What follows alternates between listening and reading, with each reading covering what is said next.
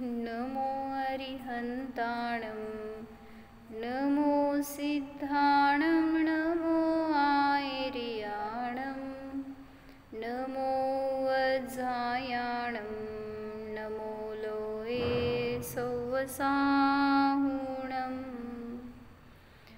अजर अमर विकल विकारी अविनाशी अनंत गुणधाम नित्य निरंजन भवदुःखभंजन ज्ञान स्वभावी सिद्ध प्रणाम ज्ञान स्वभावी सिद्ध प्रणाम।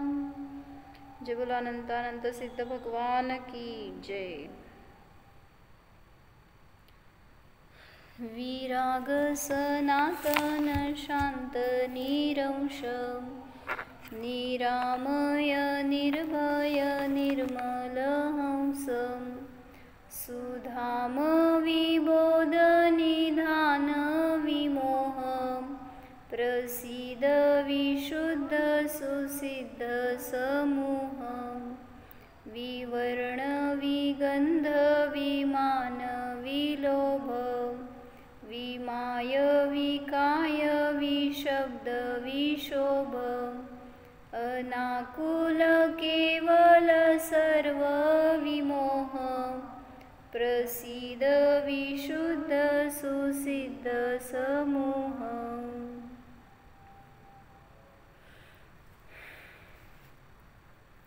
सिद्ध भगवान माझ्यासाठी आदर्श आहेत किंवा माझा सिद्ध आत्मा माझ्यासाठी शरणभूत आहे, आदर्शभूत आहे।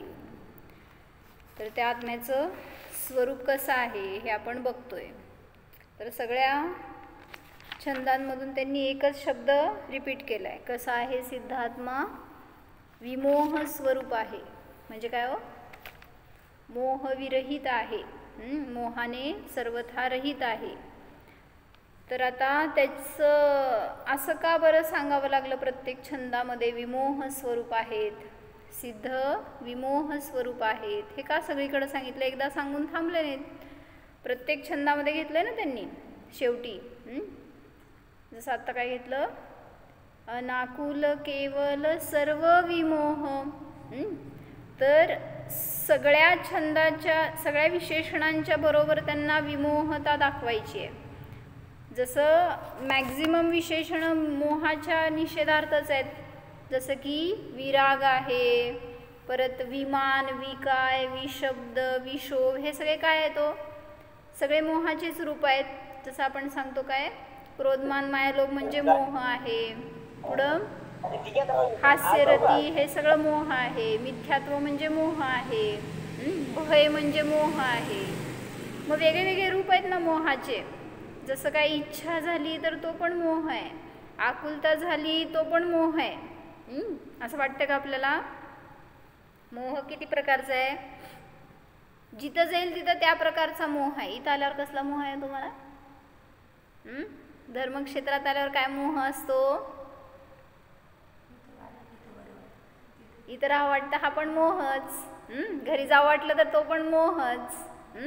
काहीतरी शिकावं वाटलं, भरपूर वाचावं वाटलं, भरपूर ज्ञान घ्यावं वाटलं, हा पण मोहच आहे एक प्रकारचा। म्हणजे काय म्हणायचं, मोहाने आपण शून्य होत नाही आहे। ॲक्च्युली येतोय तर भगवंतांकडे दर्शन करायला काय येतोय? मोहाचा नाश करायसाठी येतोय। पण भगवंतांकडे जाऊन पण काय मोह करतोय हो? काय मोह करता हो भगवंतांजवळ जाऊन? काहीतरी पूजन केलं, विधान केलं, त्याच्यामध्ये सूर ताल लावण्यामध्ये आनंद आपल्याला, किंवा काय म्हणायचं, पूजन करण्यामध्ये चढाओढीनी करण्यात आनंद, नाही का? ते एकाचा आवाज असला की दुसऱ्याचा आवाज त्यापेक्षा वर। महावीर जयंतीला, अनंत चतुर्दशीला बघतो आपण। तर कशातून आनंद मानण्याचा प्रयत्न?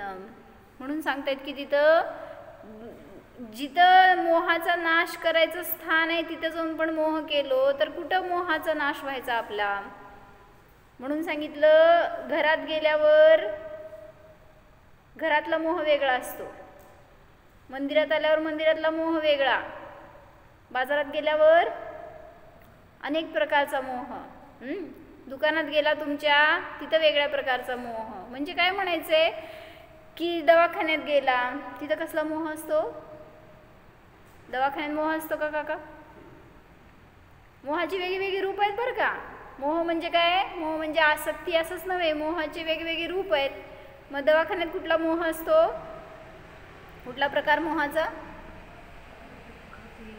भय. भय हा पण एक मोह आहे ना. म्हणजे किंवा अरती, नको इथं मला नाही राहायचंय. शोक, कधी सुटणार, कधी हे सगळं संपणार, हे पण एक मोह आहे. म्हणून सांगितलं सगळ्या प्रकारच्या मोहापासून रहित आहे आत्मा, हे दाखवायचंय, हे पाहायचंय. तर सिद्धांना आपल्या ज्ञानात ठेवा किंवा आपला सिद्ध स्वभाव आपल्या ज्ञानात ठेवा, तर तिथं विमोहता सहज प्रगट होणार. म्हणून त्यांनी कसं घेतलं इथं, अनर्गल कल्पनाएं होती रहती है यह भी मोह है. जे काय तुम्ही कल्पना करताय ना, म्हणजे एक वेगळं रूप अजून काय मोहाचं, संकल्प विकल्प हा सुद्धा मोह आहे. कसं म्हणजे काय हो? संकल्प म्हणजे विकल्प म्हणजे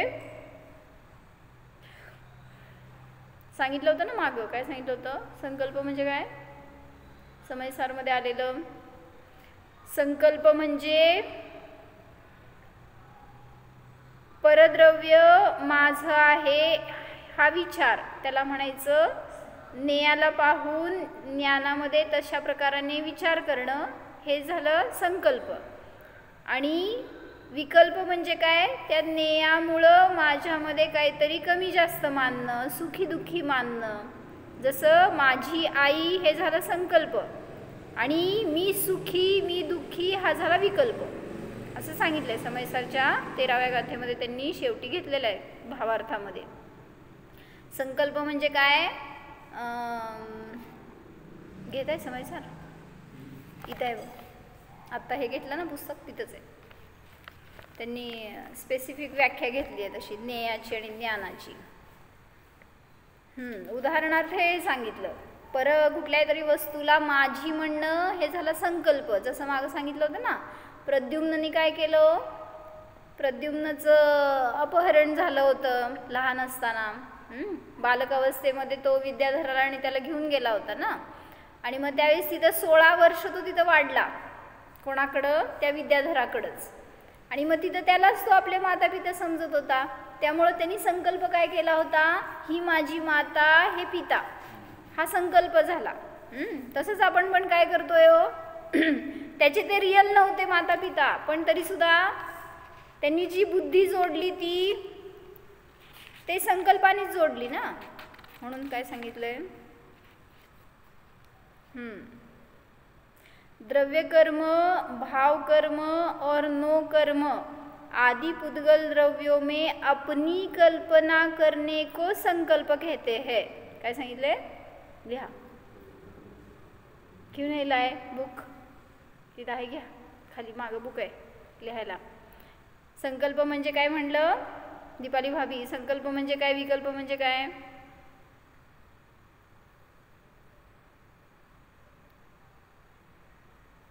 तर द्रव्य कर्म, भाव, बोला. नाही माहिती, राग द्वेष विसरले. समयसारच्या 13व्या गाथेमध्ये आगासची प्रत असेल तर भावार्थ करत असताना शेवटची लाईन आहे, त्यामध्ये त्यांनी केलंय अर्थ. द्रव्य कर्म, भाव कर्म और नो कर्म, आठवण ठेवायचं, तिथे गेल्यावर लिहायचं. काय? द्रव्य कर्म, भाव कर्म और नो कर्म आदि पुद्गल द्रव्यों में अपनी कल्पना करने को संकल्प कहते हैं. म्हणजे ते माझे आहेत ही बुद्धी करणं, हे विचार करणं, ह्याला म्हणायचं संकल्प. म्हणतो ना माझं कर्म, काय गरज आहे का म्हणायची आपल्याला? म्हणजे आपण जोडलंच ना त्याला स्वतःशी. म्हणून तिथं म्हणायचे आहे तर ते पौद्गलिक, पण तरीसुद्धा त्याला माझं कर्म म्हणतो, माझे उदय म्हणतो. म्हणून त्याला आपली कल्पना करणं हा संकल्प झाला. आणि विकल्प म्हणजे काय? ज्ञेयों के भेद से ज्ञान में भेद करना, या ज्ञान में भेदों की प्रतीति करना, इसे विकल्प कहते हैं. काय सांगा? नेयों के भेद से ज्ञान में भेद करना इसे विकल्प कहते. जसं काय म्हणले, ती माता माझी हे झालं संकल्प, तिच्यामुळं मी दुःखी, तिच्यामुळं मी सुखी हे झाले विकल्प. नेयों के भेद से ज्ञान में भेद करना विकल्प है. मग हे पण काय सांगायचं आहे, संकल्प करा नाहीतर विकल्प करा, मोहाचंच रूप आहे. कसं संकल्पामध्ये काय करतोय, शॉर्ट मध्ये त्याच्यामध्ये रागद्वेष करणं, ज्ञेयामध्ये ते विकल्प. बरोबर आहे की त्याच्या अनुसार त्याच्याकडे पाहून आपल्या ज्ञानामध्ये भेद करणं ह्याला म्हणायचं विकल्प, आणि ते माझा ह्याशी कल्पना करणं ह्याला म्हणायचं संकल्प.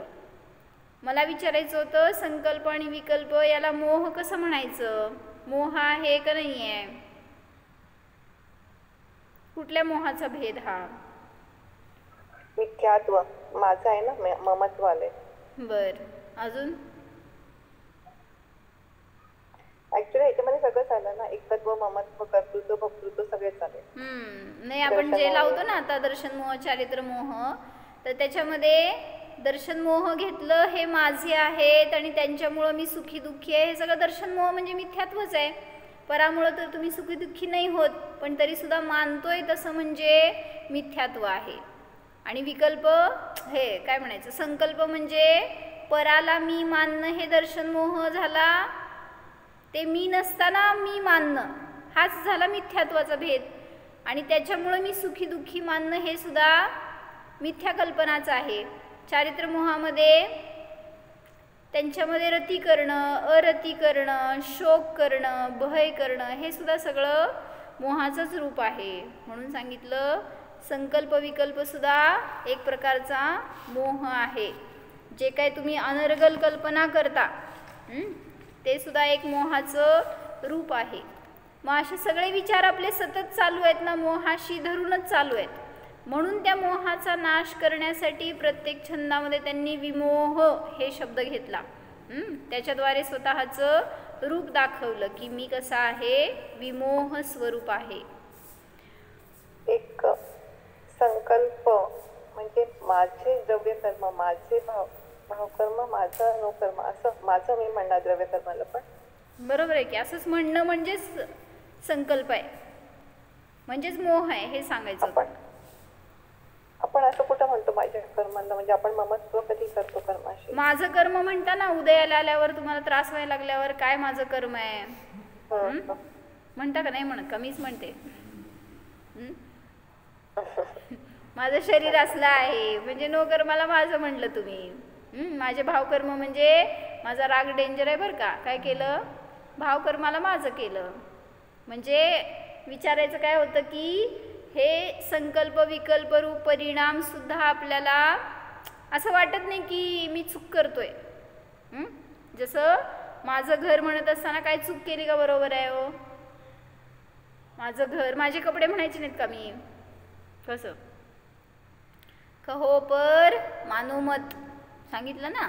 म्हणजे म्हणाल व्यवहारामध्ये पण मान्यतेमध्ये तसं आलात तर समजून घ्या तुम्ही मोही झालात.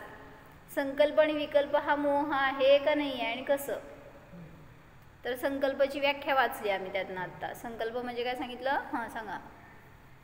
संकल्प म्हणजे आत्ता वाचलेलं, तुम्ही जाऊन लिहिणार आहे. द्रव्यकर्म, भावकर्म, नोकर्म, काय आदी पुद्गल द्रव्यांमध्ये माझी अशी कल्पना करणं ह्याला म्हणायचं संकल्प. काय म्हणले,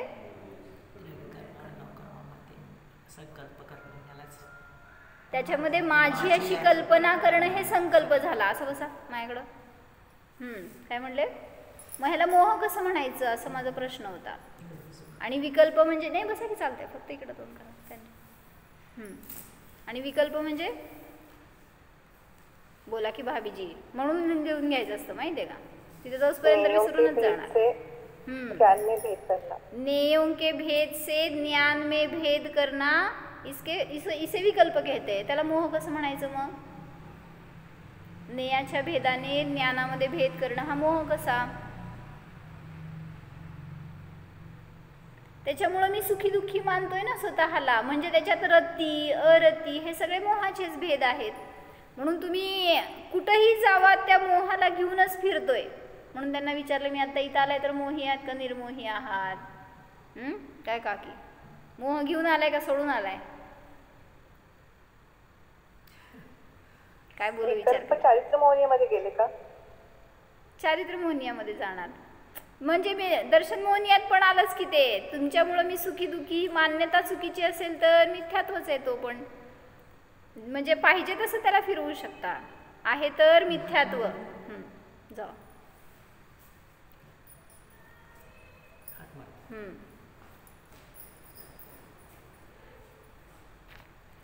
अनर्गल कल्पनाएं होती रहती है। प्राणी अपने आप की संभाल नहीं करता, पर में उलझा रहता है, पर की संभाल में उलझा रहता है। स्वस्थ चित्त बैठकर और बाह्य चीज को अपने ज्ञान में न आने दे, ऐसी स्थिति पैदा करे तो अनाकुलता का स्वाद आवेगा। म्हणजे एक विशेषण घेतले, भगवान अनाकुल आहेत. तर ते अनाकुल आहेत, मी आकुलित का?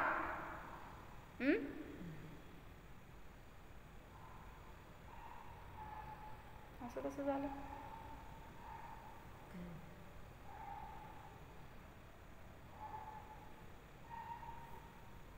काय म्हटले मी? हां, ते अनाकुल आहे तर मी आकुलित का? तुम्हाला पण बोलू देत बहुतेक.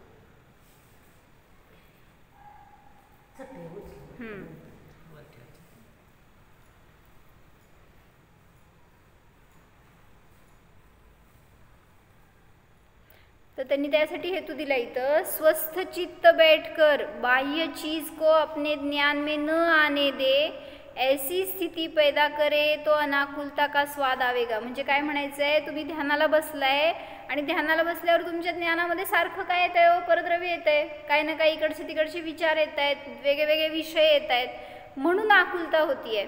मग त्यांना म्हणायचं आहे की जेव्हा तुम्ही ध्यानाला बसता त्यावेळेस तुम्ही पुरुषार्थपूर्वक परज्ञेय माझ्या ज्ञानात न येऊ देण्याचा पुरुषार्थ करा. त्याला तेव्हाच तुम्हाला अनाकुलतेचा स्वाद येणार.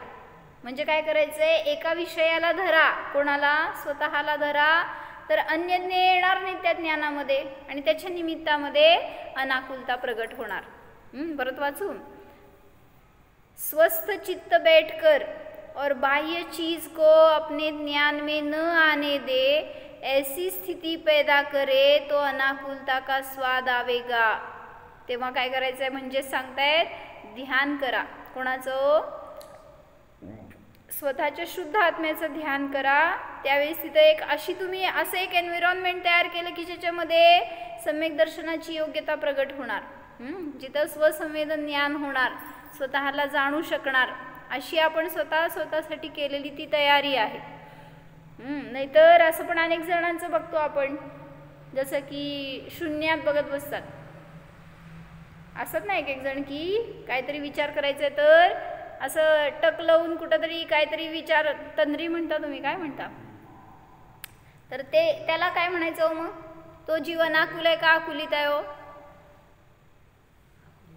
आकुलित आहे. का? काय नाही, शांत स्वस्थ चित्त बसलाय, त्याचा अर्थ किंवा ध्यान चालू आहे. हां, म्हणजे विषय पर आहे ना, तर सांगितलं म्हणून नियमाने तिथं काय आहे, obviously it is possible to have ध्यान. म्हणजे तुम्हाला आज या नाही, डिफिकल्ट नाही आहे, तुम्ही करू शकता, प्रयत्न करायला लागणार आहे. कसं करणार? म्हणजे तुम्हाला आज माताजी सांगतात ना नेहमी, मी स्त्री आहे, मी पुरुष आहे, मी मनुष्य आहे, हे विचार करण्यासाठी तुम्ही काय करताय हो? असं थोडी ध्यान करताय की मी मनुष्य आहे, मी माता आहे, पिता आहे, काय म्हणून करताय विचार? तुम्ही सहजतेने चालू आहे ना तुमचं हे ध्यान, ह्याला ध्यानच म्हणा. ज्ञानाचं परिणमन आहे जे, ते ध्यान आहे. मग अनेक पर्यायांमध्ये तुम्ही त्या विषयाला धरून स्वतःचा विचार करताय, तर ते सुद्धा एक प्रकारचं ध्यान आहे. फक्त विषय परद्रव्य ठेवलाय आणि तिथं ठेवायचा आहे आपला शुद्ध आत्मा. मी शुद्ध आहे, मी जीव आहे, मी या शरीरापासून भिन्न आहे, मी मनुष्य नाही, मी सिद्ध आहे, हे सगळं जे काही तुम्ही जल्प आहेत बरं का, हे पण हे शब्द आहेत, ह्याच्या पुढं जाऊन मी तसा आहे असा अनुभव करणार तर तुम्हाला पण ध्यान पॉसिबल आहे. विश्वास ठेवा आणि करून बघा एकदा, होणार. म्हणजे अवघड नाही आहे. केलेल्यांनी आपल्याला प्रॅक्टिकली सांगितलंय असं करा तर तुम्हाला या मार्गाने मिळणार आहे. म्हणजे आपण निगेटिव्ह ॲप्रोचनी जातोय त्या ध्यानाकडं, नाही होणार आपल्याकडनं, कसं होणार या विचाराने जातोय तर कधीच होणार नाही. म्हणून सांगतायत की 6 माह इसका ही अभ्यास जीवन में करके देखना चाहिए. मी शास्त्रातलं वाचते बरं का, माझ्या मनाचं नाही आहे. व्यापार धंधा तथा जिंदगी का और कारोबार तो चलेगा ही, चलता ही रहेगा. कर्मोदय से जो अवस्थाएं होनी होंगी सो होंगी. भूको तो न मरेंगे. ध्यान करणार आहे तुम्ही म्हणजे काय तुम्हाला उपाशी मरायला सांगतात असं नाही. कोणाला असं टेन्शन येईल की खायचं प्यायचं का नाही, मग म्हणजे खायचंच ध्यान आहे. कशाचं ध्यान करायचं आहे हो तुम्हाला? खाणारा नाही ह्याचं ध्यान करा सांगतोय तर तुम्ही खाण्याचं चिंतनानेच बसलाय. जसं ध्यान शिबिरात गेलं तर लोक पहिला तेच विचारतात, जेवायला देतात का नाही म्हणून. कशाचं ध्यान हो तुम्हाला? काय देतेत, किती देतेत का नाही, हे असले विचार. जातोय कशासाठी तिथं आपण? आपल्या आत्म्याची उपलब्धी करायला. आणि एक जण असे असतात की त्या ध्यानात असं तल्लीन होतात की जेवायचे विचार राहत नाहीत त्यांना, किंवा एक टाइम जेवतात एक टाइम सगळं सोडतात. अशी पण एक पुरुषार्थाची दशा तिथं असतील. तर सांगतायत धर्म कराल, ध्यान कराल तर तिथं काय कोण तुम्हाला भूको तो न मारेंगे, और धर्म की आराधना करते भूको भी मरना पड़े तो आत्मा के लिए बड़ा सौभाग्य है. जैसे मुनिराज काय करतात, मुनिराज जेव्हा त्यांना विकल्प आला तेव्हा उठले आहाराला, विकल्प नाही आला तर उपवास केला. आहार घेत आहेत तिथं पण आहार घेण्याचे विकल्प आहेत, जिथं विकल्प थांबला तिथं आहार सुद्धा सोडला. सांगतात ना माताजी नेहमी महाराजींचं, वीरसागर महाराजजी काय करायचे म्हणले, निरंतर त्यांची धारा चाललेली असायची, सविकल्प निर्विकल्प, सविकल्प निर्विकल्प. म्हणजे काय करायचे हो, सतत चिंतनामध्ये आणि अनुभूतीमध्ये जायचे.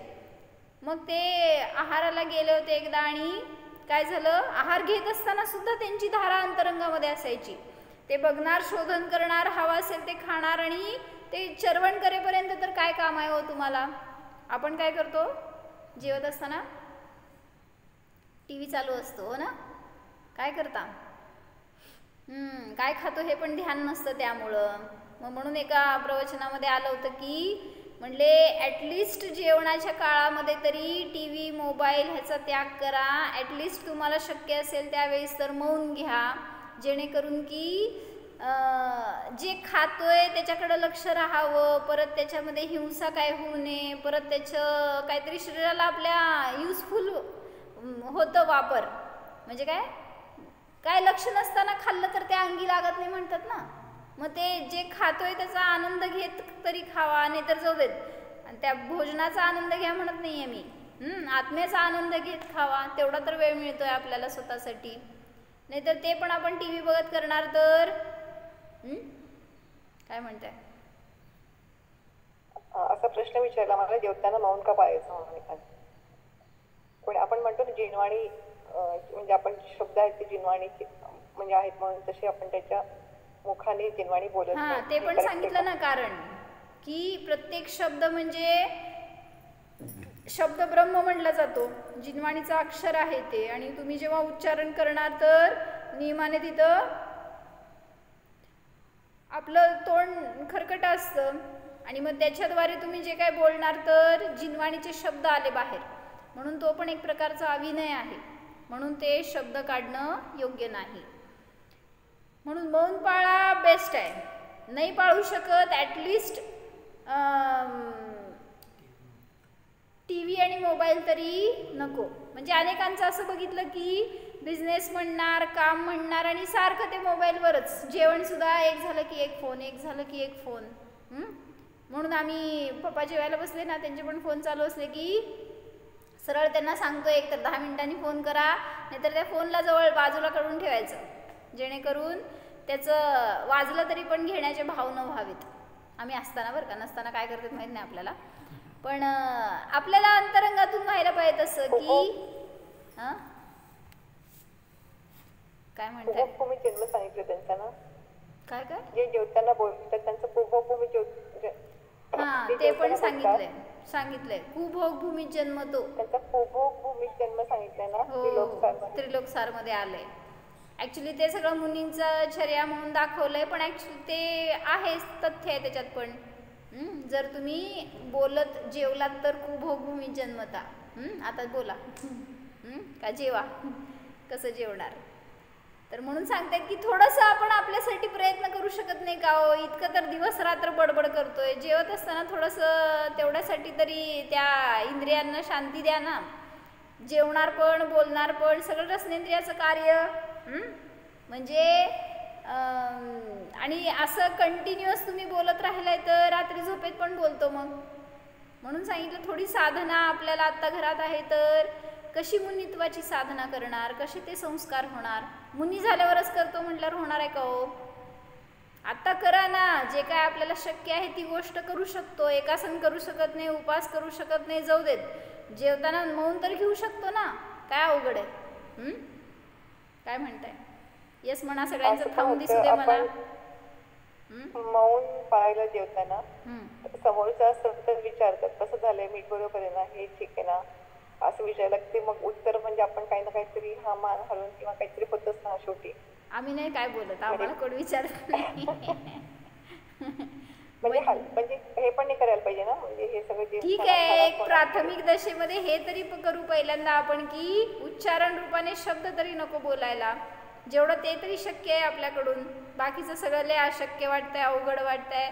त्याच्या पुढे जाऊन अजून एक्सक्यूज घ्या. तुम्ही घरात जेवायला बसलेला असता तेव्हा मौन घ्या, जेव्हा तुम्हाला अनुकूलता आहे. ठीक आहे बाबा, तुम्ही जॉबवर आहे, शाळेत आहे, बाहेर आहे, कुठं प्रवासात आहे, ते इथं नाही शक्य आहे, जाऊ देत. घरामध्ये असताना आपण जेव्हा पर्टिक्युलर बसलोय सगळं अनुकूलता असताना, तर तिथं तर पाळू शकतो की नाही? हो दीदी, मी जेवताना अगदी मौनच करते. आणि बोलायचं असेल तर मग पाणी पिऊन, म्हणजे असेल तर मग पाणी पिऊन. बर, दुसरं कोण हो म्हणे ना मला, पण नाही करायचं. अनेक प्रकारचे मौन असते. मौन एक प्रकारचं असते म्हणते शास्त्रात, पण जितके व्यक्ती तितक्या प्रकृती असं म्हणायचं. आता चला, आणि एक जण असं म्हणतात की ते मौन मध्ये लई जास्त बोलतात. काय म्हणताय? तुम्ही बोललेलं सोपं पडेल सविनय भैया, मला ते वाचायला अवघड जायला लागलंय. अच्छा, मला एक जय जिनेंद्र, मला एक विचारायचं होतं, ध्यान किस चीज का होता है, म्हणजे ध्यान कशाचं करायचं एक्झॅक्टली? आपण सांगितलं ना आता की तुम्ही मी कोण आहे ह्याचं ध्यान करायचंय. म्हणजे तुम्हाला आता सगळ्यामध्ये सांगितलं ना, मैं कौन हूँ, आया कहाँ से और मेरा रूप क्या, संबंध दुखमय कौन है, स्वीकृत करूं परिहार क्या. म्हणजे मी भगवान कोणाचं ध्यान करताय? तो ते बसलेत असे दिसतंय तुम्हाला, ते कोणाचं ध्यान करतायत? मे बी स्वयं का, स्वतःच. ऑब्वियस आहे ना. म्हणजे दुसऱ्या कोणाचं ध्यान करून तुम्हाला फायदा नाही आहे हो. ठीक आहे, मला माझा विषय नाही स्थिर राहू शकत नाही मी स्वतःमध्ये, तोपर्यंत मी भगवंतांचं पंचपरमेष्ठींचं अवलंबन घेणार, त्यांचं ध्यान करणार. पण आता त्या पुढं आल्यावर त्यांनी जे दाखवत आहेत त्याचं ध्यान करा. भगवान सांगतायत मी स्वतःचं ध्यान करतोय, तसं तुम्ही स्वतःचं ध्यान करा. जसं सांगितलं होतं तीर्थंकरांनी जेव्हा दीक्षा घेतली, तर ते दीक्षा घेत असताना बस ओम नमः सिद्धेभ्या म्हणतात. दुसरं कुठं जाऊन तीर्थंकरांना त्या काय म्हणायचं प्रतिमांना दर्शन केलं, कुठल्या तरी मुनींकडून दीक्षा घेतली, असं पण काय नाही आहे. सिद्धांचं स्मरण केलं, बस स्वतःमध्ये लीन झाले आणि त्यांनी दीक्षा घेतली. तसं सांगितलं आपल्याला सुद्धा आपलं स्वतःचं ध्यान करायचं आहे, बाहेर कुठल्या व्यक्तीचं नाही, वस्तूचं नाही. एक पंचपरमेष्ठी किंवा शुद्ध आत्मा. काय म्हणतो? पंचपरमेष्ठी अरू काय म्हणतो? शुद्धात्म रूपंच गुरु जगमे शरणादोय. म्हणजे हे दोनच शरणभूत आहेत, त्यांनाच आपल्या ज्ञानामध्ये घेतला तर आपल्याला योग्य मार्ग मिळणार. आणि म्हटलं त्यांनी की तुम्ही स्वाध्याय करा, त्यातून स्वरूप समजून घ्या, मी काय आहे काय नाही. लगेच अनुभव होईल असं नाही आहे, लगेच ध्यान लागेल असं नाही आहे, पण म्हणून सोडून तर ध्यान होणार आहे का हो? म्हणजे मी ध्यान करायला बसते पण मला ध्यान होत नाही असं म्हणून अनेक जण सोडतात. काही स्टेप्स असतील ना त्यामध्ये, काही अशा स्टेप्स असतील ना काही अशा एकदम अचानक आता मी ठरवलं मला आत्तापासून या उद्यापासून बसायचंय, पण ते पॉसिबल आहे का? पॉसिबल असेल पण मे बी काही स्टेप्स आहेत का त्याला? हा ना, म्हणून तर सांगितलं ना. आता तुम्ही धारणे काय म्हणायचं, ध्यानाचे वेगवेगळे भेद आहेत. रूपस्थ ध्यान, पिंडस्थ ध्यान, पदस्थ ध्यान असं. म्हणजे त्याच्याद्वारे काय करायचंय, रूपस्थ ध्यान म्हणजे भगवंतांचं अवलंबन घ्या, त्यांचं रूप पहा आणि त्यांच्यासारखा मी आहे असं चिद रूपाला जाणा. म्हणजे त्यांचं रूप हे आपलंच प्रतिरूप आहे किंवा आपलं रूप हे त्यांचं प्रतिरूप आहे. मग मी तसं आहे अशी भावभासना करणं, त्यांच्याकडं पाहून त्यांच्या रूपाने आपल्या रूपाकडं जाणं, ह्याला म्हणायचं रूपस्थ ध्यान. मग भगवंतांचं अवलंबन घेऊन हे करतो आपण, त्यावेळेस ते रूपस्थ ध्यान झालं. त्याच्यानंतर पिंडस्थ ध्यान, मग त्याचे पण अनेक भेद आहेत, जसं की पृथ्वी धारणा, जलधारणा, अग्निधारणा, वायुधारणा, पुढं तत्वरूपवती धारणा. म्हणजे त्याच्यामध्ये त्यांनी दाखवलंय सगळं. तुम्हाला बघायचं असेल तर बहुतेक नेटवर मिळेल सगळं हे. पृथ्वी धारणा म्हणजे तुम्ही स्वतःला एक इमॅजिनरी तिथं कंडिशन करून दाखवली आहे. का? कारण तुम्ही दिवसभरामध्ये इतके व्यापात असता, इतके सगळे विचार आहेत तुमच्या डोक्यामध्ये, त्यामुळे तुम्ही ध्यानाला बसल्यावर सगळं तेच दिसतं तुम्हाला. म्हणून पहिल्यांदा पृथ्वी धारणेमध्ये सांगितलं की तुम्ही काय करावं, सगळं जग पाण्याने भरलंय. काय म्हणायचं, समुद्र आहे समजा, एक कोण नाही आहे विश्वामध्ये, फक्त समुद्र आहे आणि मी आहे. तर ते म्हणजे स्टेप बाय स्टेप दाखवलंय त्यांनी. कशासाठी? कॉन्सन्ट्रेशन करण्यासाठी आहे ते फक्त. आणि त्याच्यातून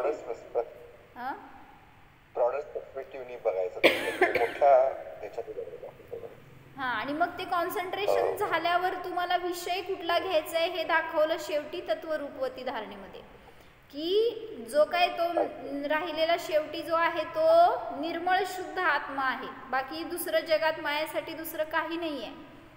किंवा मी म्हणजे तेवढंच एक अल्टिमेट माझं एम आहे, जे की सिद्ध स्वरूप आहे. मग त्याला जाणणं, त्याचं चिंतन मंथन करणं, त्याचा अनुभव घेणं सतत, ह्याला म्हणायचं ध्यान. आणि ठीक आहे, छद्मस्तांना निरंतर ध्यान होत नाही, पण अशुभात तरी न जावं ह्याच्यासाठी म्हणून शुभाचं अवलंबन आणि शुभातून शुद्धाचं अवलंबन घेतलं जातं. मग शुभ भावामध्ये चिंतन असतं, सविकल्प. मी जे आता तुम्हाला सांगतेय ना, मी शुद्ध आहे, मी जीव आहे, हे सगळं सविकल्प चिंतन आहे, ह्याला म्हणायचं शुभ भाव. आणि त्याच्या पुढं जाऊन तसा अनुभव करणं, ह्याला म्हणायचं शुद्ध भाव. म्हणून करून बघा, त्याच्याशिवाय आपल्याला समजणार नाही. आणि त्यांनी सांगितलं इथं शास्त्रामध्ये की 6 महिने अभ्यास करा, त्याच्यानंतर त्या काळामध्ये किंवा 6 महिन्यानंतर तरी तुम्हाला निश्चित अनुभव होणारच. पण त्याच्यामध्ये कंटिन्युएशन, एक कन्सिस्टन्सी पाहिजे. म्हणजे तुम्ही कधी करताय, कधी सोडून देताय, कधी वाटलं तर केलं तर नाही तर गेलं, असं नाही. जेवढ्या जिज्ञासापूर्वक, जेवढ्या इच्छापूर्वक तुम्ही त्याच्यामध्ये प्रवेश कराल, त्याचं अध्ययन कराल, तर तुम्हाला नियमाने शुद्धात्मा प्राप्त होणारच, असं सांगितलं. धन्यवाद. धर्म की आराधना करते, भूको भी मरना पडे, तो आत्मा के लिए बडा सौभाग्य होगा. म्हणून मुनिराज मासोपवासी असायचे पूर्वी. काय करायचे हो? महिने उपास करायचे. काय करत होते उपास करून? आपण काय करतो उपास केलेल्या दिवशी? चेलना काकी काय करता हो? उपास केल्यावर भरपूर काम करायचं असतं आपल्याला. कसं? ध्यान करताना का करा म्हणून सांगताय मला? नाही हो, तुम्हाला काय सांगायचं आम्ही करायचा प्रयत्न नाही नाही, करतो. मला पण सांगत जावा. म्हणजे आपण उपवास करतोय आणि त्या दिवशी जास्त वेळ मिळतो म्हणून जास्त काम काढतोय. म्हणजे सांगायचं किंवा काहीतरी राहिलेलं लय दिवसाचं, नाहीतर खरेदीला जाणार, कुठं परगावी जाणार, का स्वयंपाक करायचं झंझट नाही आज, म्हणजे असल्या व्यापामध्ये अडकतो. पण सांगता येते की मुनिराज काय करायचे हो, असं उपवास करायचे आणि स्वतःच्या साधनेसाठी पूर्ण वेळ द्यायचे. आणि एका उपवासात त्यांना समाधान होत नव्हतं. 2 उपवास, 3 उपवास, कोण 6 उपवास, परत महिन्याचे उपवास, असे पण उपवासी असायचे. आणि त्यातून ते आपल्या आत्म्यामध्ये स्थिर राहण्याचा, दृढ राहण्याचा प्रयत्न करायचे. म्हणून तिथं भूको तो मरना न पडेगा. जर तुम्ही धर्म आराधना करताय तर हे निश्चित आहे की पुण्याचा उदय येणार आहे, पाप नसतं, निर्जरा होते पापाची त्या ठिकाणी. आत्मा के लिए बड़ा सौभाग्य है, वहाँ समता भाव रखिए, कर्मों की भारी निर्जरा होगी. जेव्हा तुम्हाला जेवण मिळालं नाही त्यावेळेस तुम्ही उपवास करता, काय कुठं गेला परगावी कामासाठी वगैरे आणि तिथं तुम्हाला मिळालं नाही, समजा रात्री भोजन त्याग आहे, बाहेरचं हॉटेलचं त्याग आहे वगैरे काय असतील नियम वगैरे, आणि त्यामध्ये तुम्हाला मिळालं नाही, कुठं शाकाहारी आपल्याला भोजन नाही मिळालं, न खावं लागलं म्हणून सोडलं ही गोष्ट वेगळी, आणि नियमपूर्वक सोडणं ही गोष्ट वेगळी. म्हणून संयम पण किंवा 2 प्रकारचे असतात. कुठले 2 प्रकारचे संयम कुठले हो? एक प्रवृत्ती रूप आणि एक निवृत्ती रूप. म्हणजे काय? तप म्हणा संयम म्हणण्यापेक्षा. प्रवृत्ती रूप म्हणजे नियमपूर्वक तप करणं, ह्याला म्हणायचं प्रवृत्ती रूप. लिहा काय म्हणले, मी नियम केलाय की आज मी जेवणार नाही, आज मी उपवास करणार आहे, हे नियमपूर्वक केलेलं तप त्याला म्हणायचं प्रवृत्ती रूप. आणि जे करावं लागलं, घडलं, नाही मिळालं म्हणून झालं, त्याला म्हणायचं निवृत्ती रूप. जसं तुमच्या घरात आज कुठलीच भाजी नाही आहे म्हणून सगळ्या भाज्यांचा त्याग झाला, की तप झालं का नाही झालं, ह्याला म्हणायचं निवृत्ती रूप. म्हणजे नव्हतं म्हणून नाही खाल्लं ही गोष्ट वेगळी, पण नियम केला होता, आज सगळ्या सचित्त फळभाज्यांचा त्याग आहे, निवृत्ती रूप तप. आणि प्रवृत्ती रूप म्हणजे मी इंटेन्शनली केलेलं, निवृत्ती रूप म्हणजे घडलं, नव्हतं म्हणून नाही जेवलो, मिळालं नाही म्हणून, किंवा घरात नव्हतं म्हणून नाही खाल्लं, किंवा घडलं कुठून तरी, असं हे निवृत्ती रूप झालं. म्हणजे म्हणून प्रवृत्ती रूप करा ना, जे करता येते त्याचं फळ आहे आपल्याला. काय म्हणताय? अविपास निर्जरा सकाम निर्जरा म्हणू शकतो काय? बरोबर आहे. म्हणजे ज्ञानपूर्वक करणार तर निर्जराच्या सम्यक दृष्टीची असते ना, मिथ्या दृष्टीला आश्रव बंधपूर्वक असते आणि मी सम्यक दृष्टीला समोरपूर्वक निर्जरा असते. म्हणून ज्ञानपूर्वक करणार तर तिथं ती मोक्षमार्गामध्ये कार्यकारी ठरणार, अन्यथा नाही. म्हणून जे करायचे ते जाणून करा.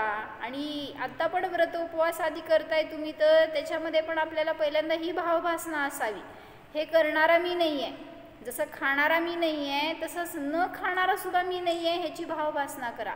त्यापूर्वक व्रत आधी करा तर त्याची सफलता आहे, ते आपल्यासाठी मोक्षमार्गामध्ये उपयोगी आहे.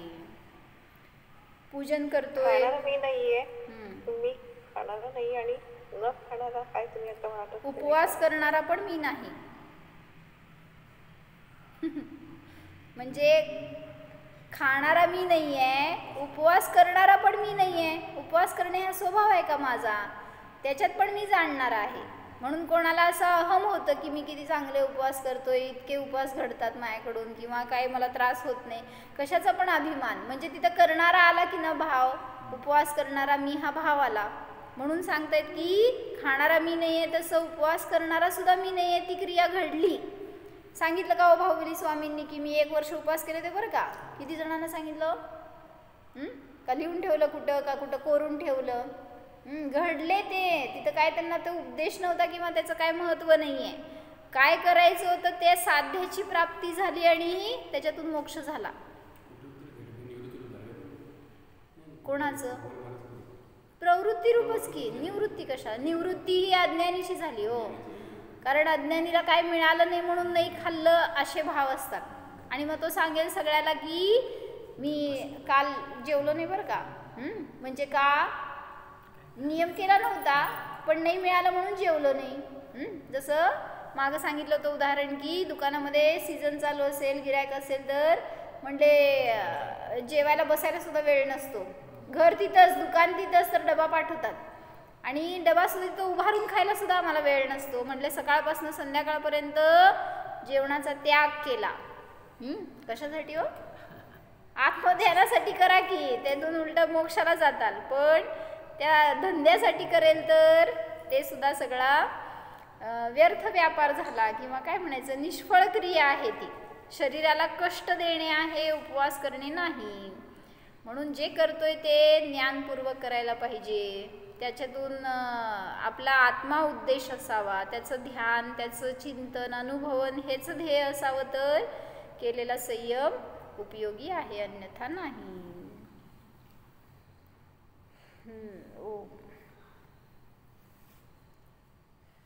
जाणा हा मी सिद्धांसमान अनशन स्वरूप आहे. खाणारा नाही, जाणणारा आहे. उपवास करणारा देखील नाही, जाणणाराच आहे. हा मी आत्मा विमोह स्वरूप आहे. पहा, मला कोणाचेही भय नाहीच. मी तर शुद्धात्मा आहे. सिद्धांना कोणाचे भय नाहीच. मी सुद्धा सिद्ध स्वरूप आहे, निर्भय स्वरूप आहे, निर्मोह स्वरूप आहे. जाणा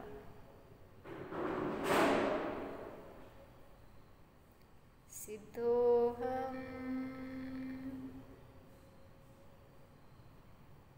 निर्मम स्वरूपोहम. ओम विसर्ज. नमो हरिहंत.